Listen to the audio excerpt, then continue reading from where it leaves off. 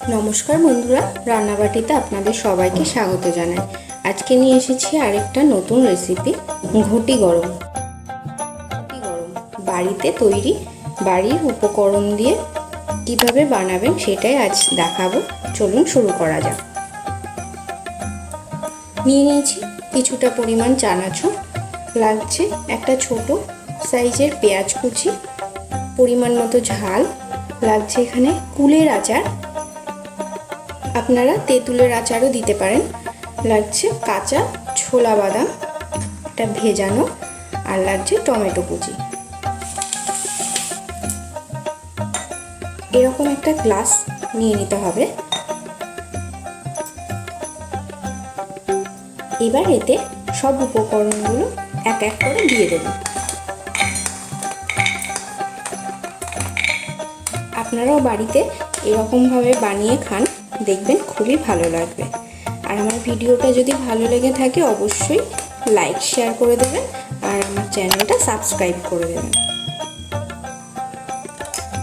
আর আমার এই রকম ভিডিও যদি আপনারা সবার আগে পেতে চান তাহলে অবশ্যই কিন্তু পাশে বেল আইকনটা ক্লিক করে দেবেন।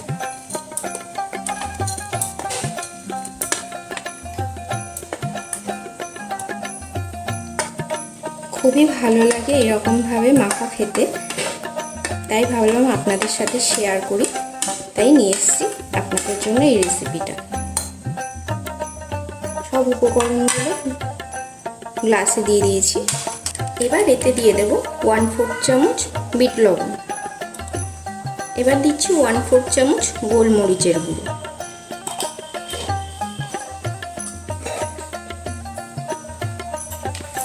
এবার এইরকম পেজ নিয়ে নিয়েছি, গ্লাসটার উপরে দিয়ে দেব এই যে।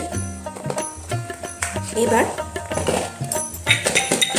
এরকমভাবে ঝাঁকিয়ে মাখিয়ে নিতে হবে।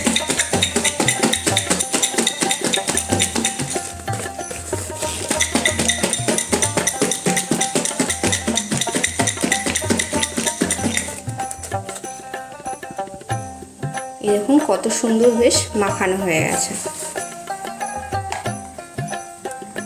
এবার এইটাই ফোল্ডিং করে নেব।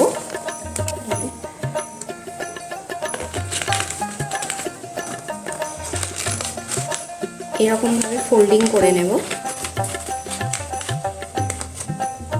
এবার তলাটা একটু মুড়িয়ে দেব।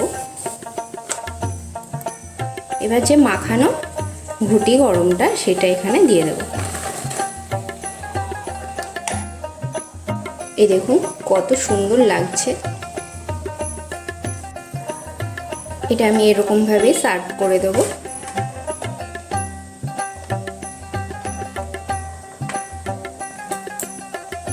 ভিডিওটা ভালো লাগলে অবশ্যই লাইক শেয়ার করে দেবেন, আর আমার চ্যানেলটা সাবস্ক্রাইব করে দেবেন। দেখুন তো কেমন লাগছে। ভালো লেগে থাকলে কিন্তু অবশ্যই কমেন্ট করে আমাকে জানাতে ভুলবেন না। আর ভিডিওটা পুরোটা দেখার জন্য অনেক ধন্যবাদ। দেখা হবে পরের ভিডিওতে।